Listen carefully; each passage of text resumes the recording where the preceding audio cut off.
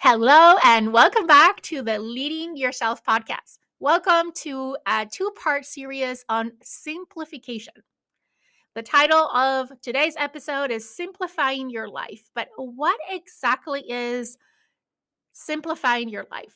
I personally believe that we all spend a lot of time looking for time management tools that help us be more efficient, meaning doing more with less, feeling less overwhelmed, and finding more balance.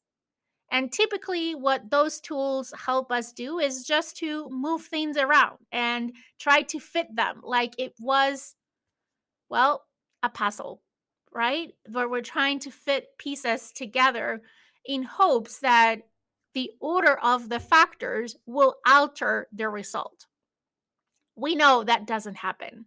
But very rarely we look into not only how to manage our time, but how can we simplify things to help us achieve what we were after in the first place. Getting more done with less stress, fewer distractions, fewer burdens, and find more time, more space, more energy, and more life. That's what we're talking about on today's podcast episode 18 ways to simplify our lives.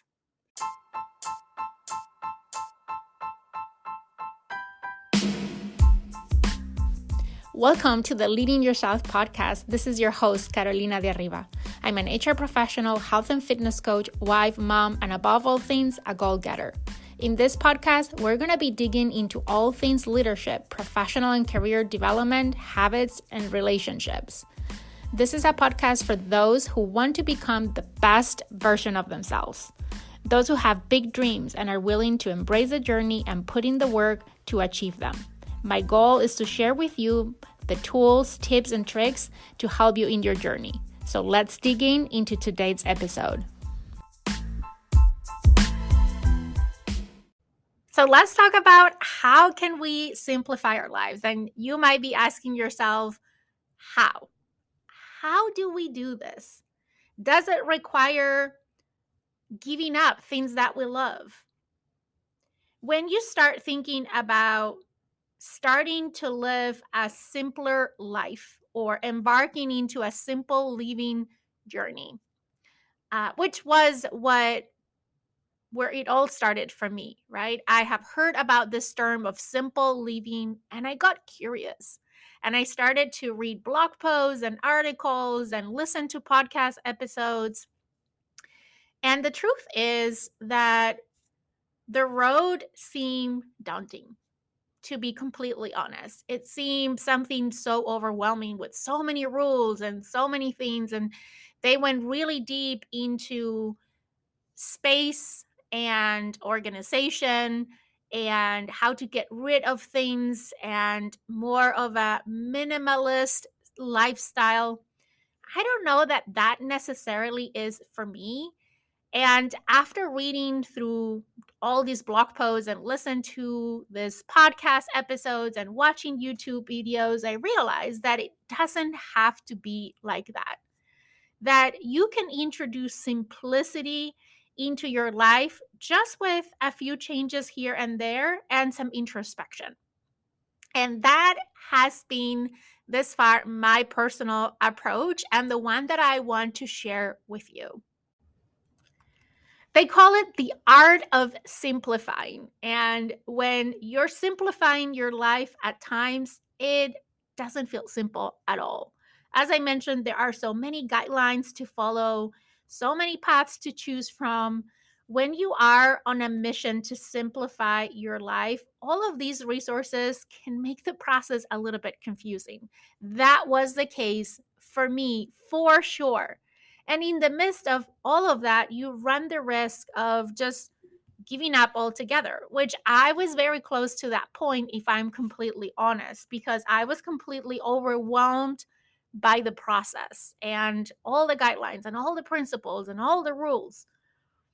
However, like most things in life, it is only as complicated as you make it. And that is my new mantra, one that I come to realize in the process of trying to simplify my life. Things are only as complicated as you make it. What I came to realize, my conclusion in all of this, when I get or I retain and I keep the things that added value to me and I discard all the rest that just was too much for me, I came to the conclusion that simple living is listening to your intuition and adopting a few habits in your life. It's all about forming those consistent and doable habits that not only are suitable for the lifestyle that you want, but also make you happy. That is for me the sweet spot with simplification. At its core, simple living basically means living a life with intention while doing away with all the unnecessary stuff that doesn't add value to our lives. Simple living can mean and look different for different people. But basically, the idea is to live holistically to achieve a certain purpose. And that purpose, you only know what that purpose is for you.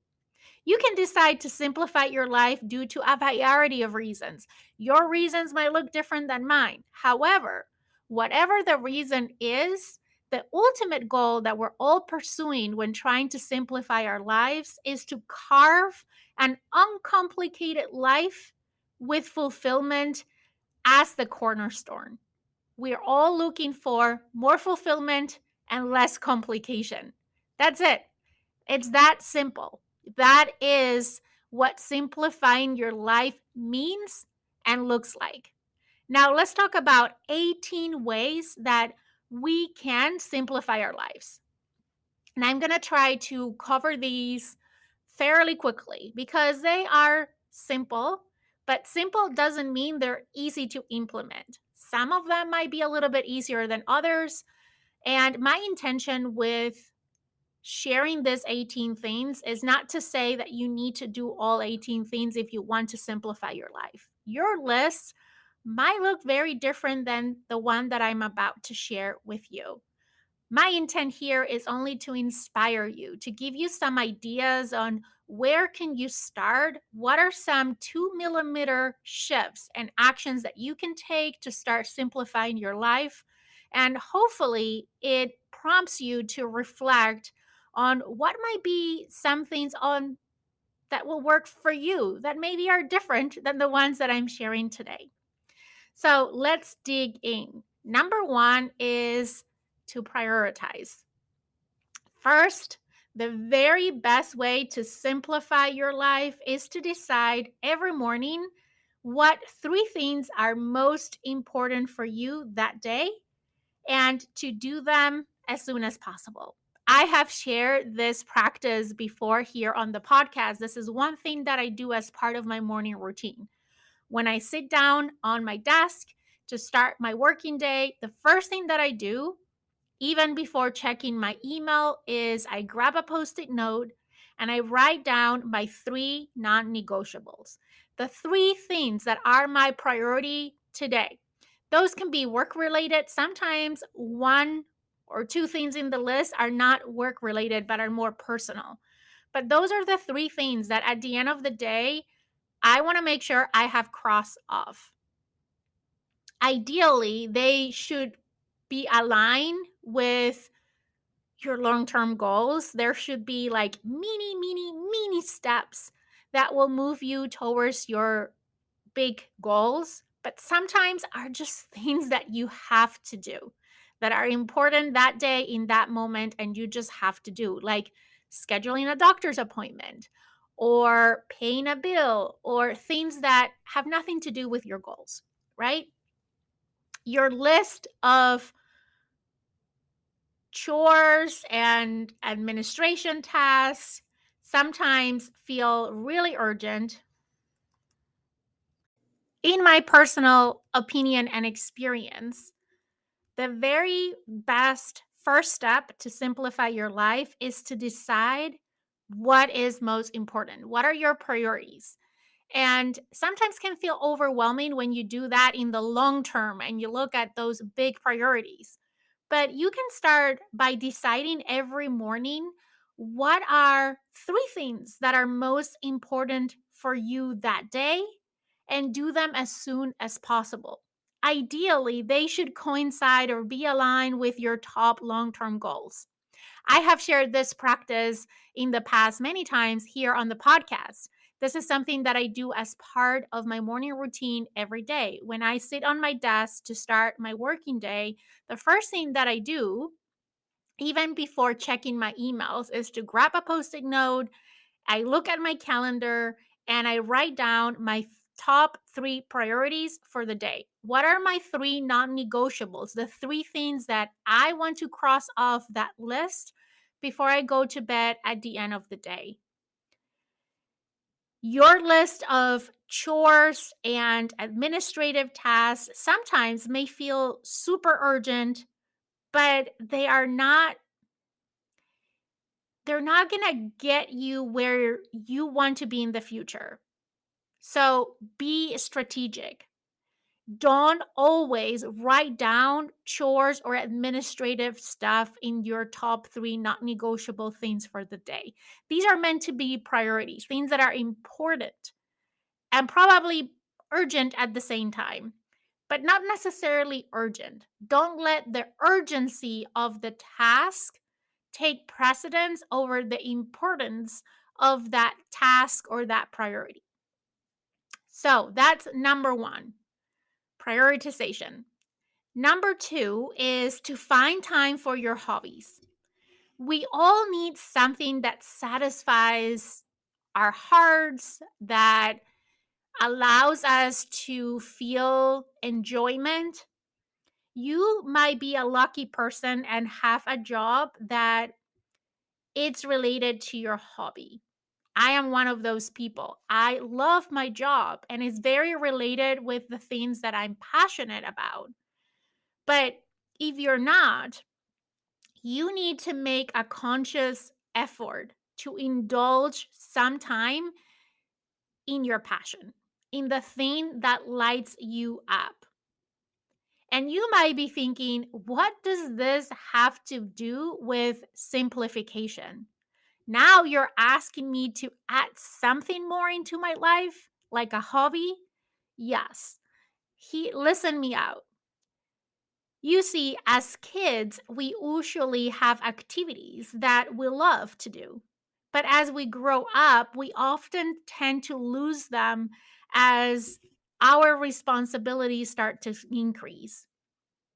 The paintbrushers lie forgotten, and the hiking gear gathers dust in a corner or maybe in the closet. And as we move away from our passions, we lose the fulfillment that they bring into our lives. And remember what we said, simple living is about carving out an uncomplicated and fulfilling life. So if you really want to change your life, find some time for your hobbies. Bring back the simple pleasure of doing something that you love wholeheartedly.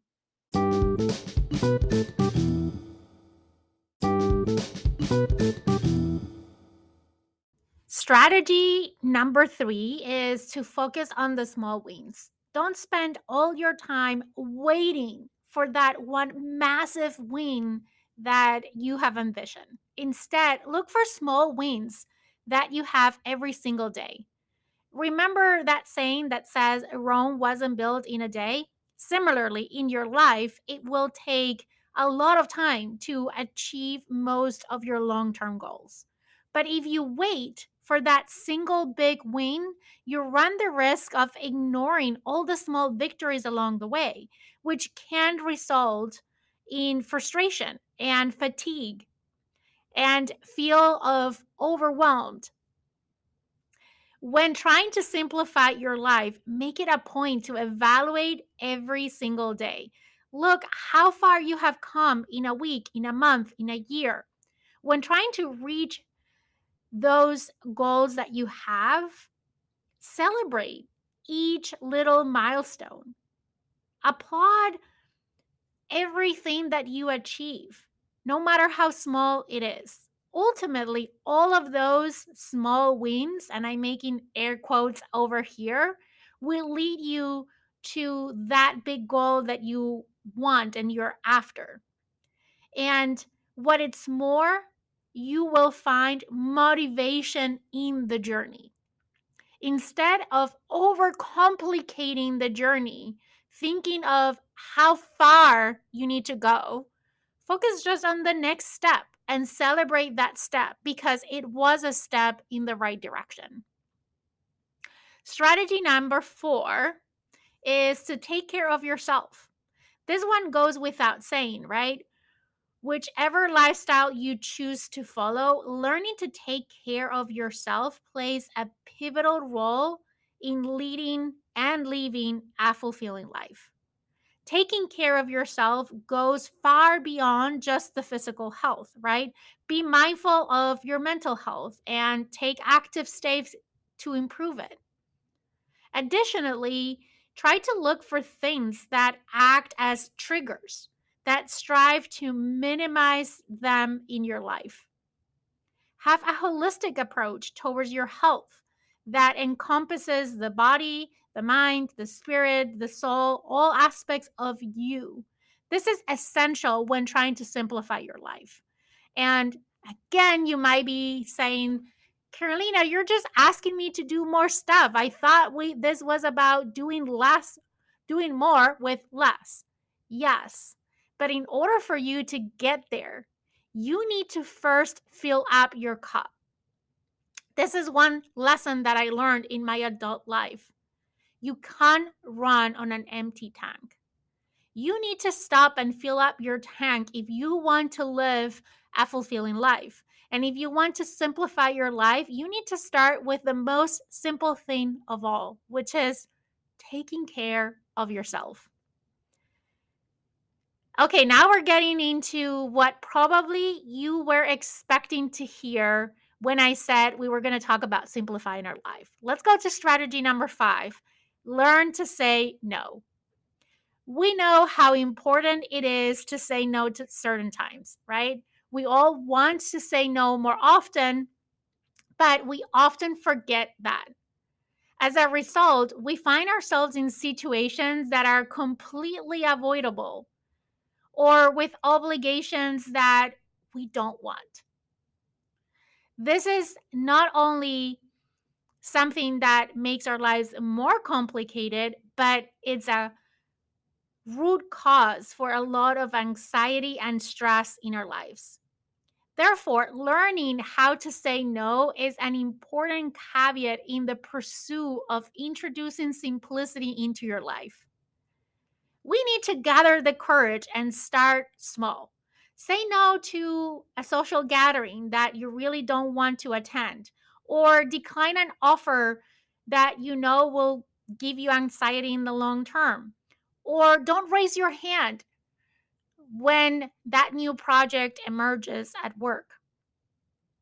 Once you start practicing saying no, you will discover that life becomes so much more straightforward. And it's going to become easier and easier to say no.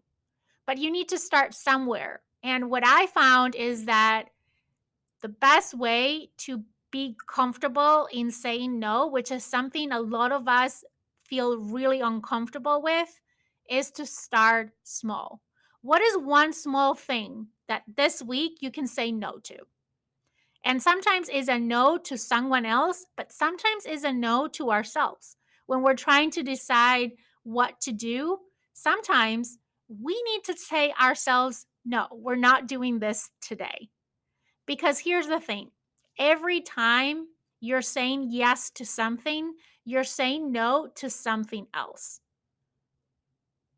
So think about when you say yes to that project, when you raise your hand to participate in that activity, when you say yes to going to an event that you really don't want to go, what are you saying no to?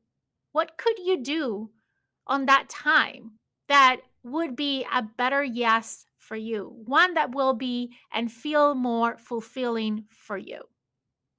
Start small, keep practicing. The practice makes the master, as they say. And this is absolutely true when it comes to learning how to say no.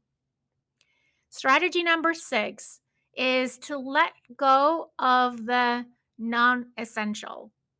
In the same vein of saying no, it is equally crucial to let go of what doesn't add much value to our lives. When taking actions to simplify our lives, we need to let go of the non essential burdens and clutters sometimes that we have in our lives. Reducing the things that we own by decluttering, letting go of toxic relationships, and limiting beliefs, all of those form part of letting go of the non essential. Letting go is undoubtedly tough, right? It's always hard to let go, whether it's a physical thing, whether it's a relationship, whether it's a belief, whatever it is that we are working on letting go, it is tough to let go. But the satisfaction that comes from that feeling of being lighter in our lives, that our lives feel lighter, it's worth the effort. It completely is worth the effort. As tough as it feels in the midst when you're in the process of letting go, once you finally let go, it's like you're lifting this big weight from your shoulders and life just starts to feel lighter. So ask yourself, what is something non essential, not necessary, that I can let go of this week? Maybe starting with physical objects at home. One place I always start with spring cleaning, since we are in that season, is my closet. What are some clothes that I'm not going to wear again, that are non essential, that are not necessary, that I can donate? Or start decluttering a space in your house that drives you crazy. Or start to evaluate your relationships and think about what is one relationship that you need to let go of. Or what is one limiting belief that is holding you back that you can work on just letting go and replace it with a more empowering belief. Strategy number 7. This one is very tactical but very powerful, and that is to unsubscribe and declutter your mind. Have you ever missed a bill notice in your email because it got lost in the hundreds of emails that you have on your mailbox? I have before. Many of us are signed up to so many email subscriptions, and we get bombarded with emails, not only every day, but sometimes every hour. Taking 5 minutes to unsubscribe to what doesn't interest you anymore can be the best investment of those 5 minutes that you make that day. It will give you space in your email to look to what really matters. And you will feel less stress when looking at your inbox. I personally like to use an app that it's called Unroll Me. And I found this through a friend. And basically, what it does is that you can decide what emails are meant to go into this one folder for that stays out of your inbox, and you can easily unsubscribe from stuff instead of going email by email. You can look at it in a list form and very easily unsubscribe. It's completely free. This is not an ad, but if you want to try it, it's called Unroll Me. Next strategy number 8: simplify your food. We make thousands of decisions each day, and decision fatigue is real. It mentally weighs us down and contributes to us feeling overwhelmed.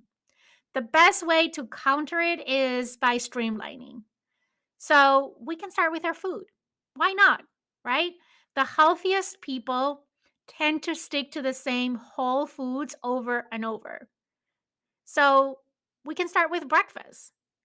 What is a healthy breakfast that you could maintain during the week? What is something that you can do every day instead of spending time and energy thinking on what am I going to eat? How can I simplify that by creating a meal plan in advance. Maybe your breakfast looks the same every day. You know yourself best. You know some people really get bored of eating the same every day. So maybe you do every other day. But what can you do to simplify the thinking that goes into making that decision of what to eat? Because the reality is that shouldn't be a reason for you to feel overwhelmed. Strategy number 9 is to limit media. 90% of the news are negative. Have you ever thought about that? That is one of the reasons why I stopped watching the news over the pandemic, because it watching the news just made me feel more stressed, right? More overwhelmed. So limit your media. We consume a lot. Do you need everything that you consume? What is the purpose? Why you're consuming the media that you are consuming today? What are some things that you can let go of to simplify your day with all the information coming at you? Strategy number 10 is to set a specific times for email. And I think you can use this one for anything, but if you have a corporate work, any job by any means, where you're an entrepreneur or you work on the corporate world is the only one that I personally know. We spend a lot of time throughout the day checking emails. Probably our emails are our number one distraction at work. We get distracted all the time by our emails. Let me ask you something. How many times have you checked your emails today? How many times do you check your emails in a normal day? Checking email can become a trigger habit that makes us waste time, feel scattered, get distracted, make it harder to focus on our work. Dedicating a few times a day to do emails can be a way of simplifying your day and simplifying the way that you handle your emails. Schedule some blocks of time during the day, maybe 30 minutes here, 30 minutes there, just to check emails.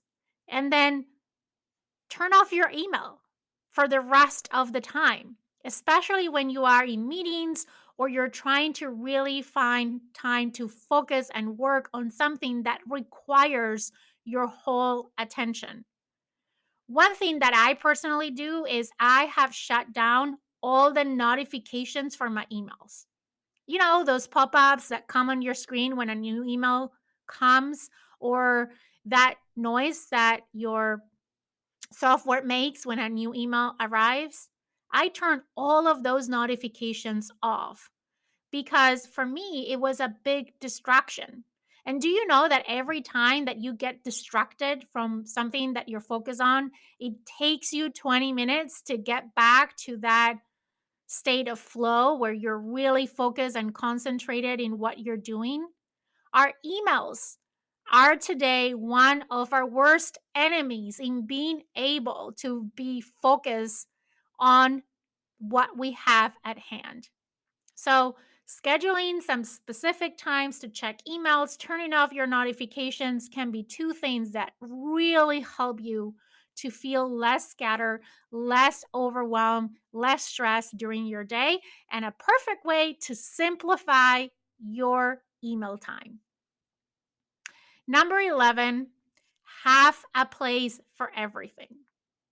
I learned this with the 8 S's at work. I'm not going to get into the 8 S's or 5 S's.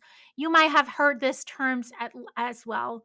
But just look around at the items lying around your house or your desk in your office. Does every item have a home, a place where it belongs?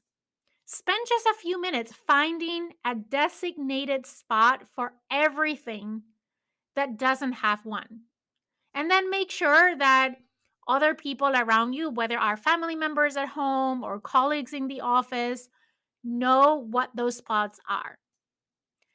Often, our counters at home in our kitchen, for example, they get filled up with stuff because we don't know where that stuff goes. That's all that stuff that is laying around doesn't have a home.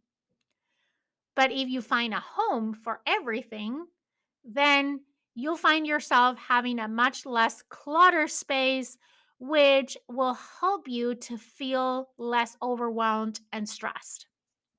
And that, at the end of the day, is the purpose of simplifying our lives. Step number 12, or strategy number 12, is to make a checklist. I love checklists. Checklists are my favorite way of being organized, to be completely honest. I can't keep track of so many things in my head anymore with all the things that I have going on. So, if there's something that it's important that you want to keep on track, make a checklist of all the things that you need to do or the steps that you need to take. And that will help you to simplify getting that thing done or tackling that thing that right now feels overwhelming. Why? Because you know exactly what you need to do and you keep track of what you've done and what is yet to be done. A lot of times, the reason why we feel overwhelmed and stressed is because in our minds, we think we have all these things to do. And we feel overwhelmed because it seems like there's not enough time to finish what we need to finish. But once you start putting it in paper and creating a checklist of really what needs to get done, you find out that it's not that bad. That if you really focus on doing those things, now that you know what they are, you can get them done in 20 minutes, in 5 minutes, in one day. And that reduces completely that sense of stress and overwhelm. So make a checklist. Let me ask you this.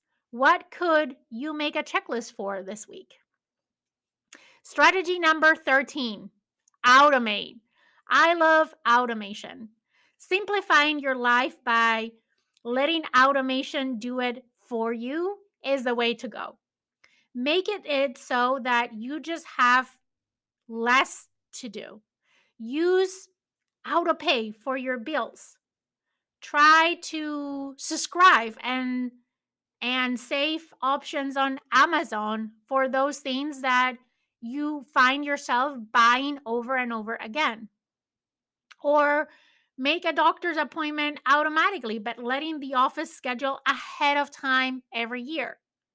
Those are just simple ways to automate. Of course, there are more complex and sophisticated ways that you can use technology today to automate workflows at work or at home. You can do a lot of automation with your email, for example, with automatic responses, or by setting rules to organize your email into folders. You can automate entire processes at work without use of simple automation tools. There are so many different ways that you can automate.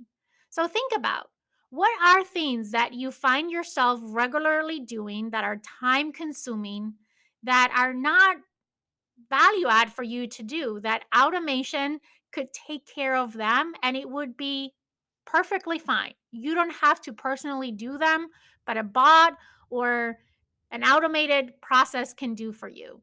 And start automating a few things. Start small, start with simple things. Like I said, have you set all your bills to autopay, for example? Have you set recurrent subscriptions on the things that you order often? What are some things that you can do? How can you use automation to simplify your inbox? We were talking about how emails is one of the biggest distractions in our day and one of the things we spend a lot of time in. So, how could you simplify your inbox by setting up some rules and automating some responses? Strategy number 14, create an organization day. The idea here is to set a day, one day a week, to organize and prepare for the week. For me, that is Sundays.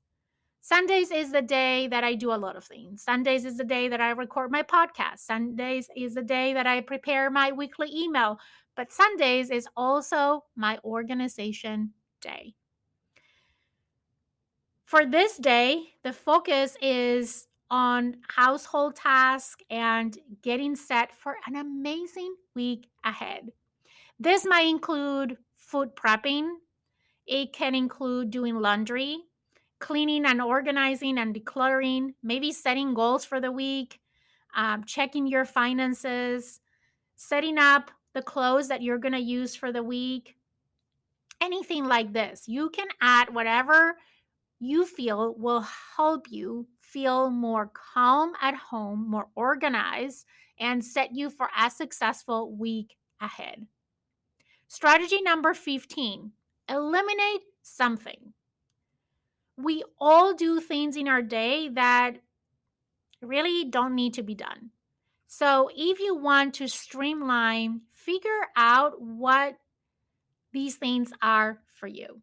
Maybe you're too busy to do some of the things that you used to do. For me, this might be preparing food at lunchtime. I like to make fresh food for lunch, but here's the thing, I eat by myself, I work from home, and it takes at least 20 minutes to make lunch.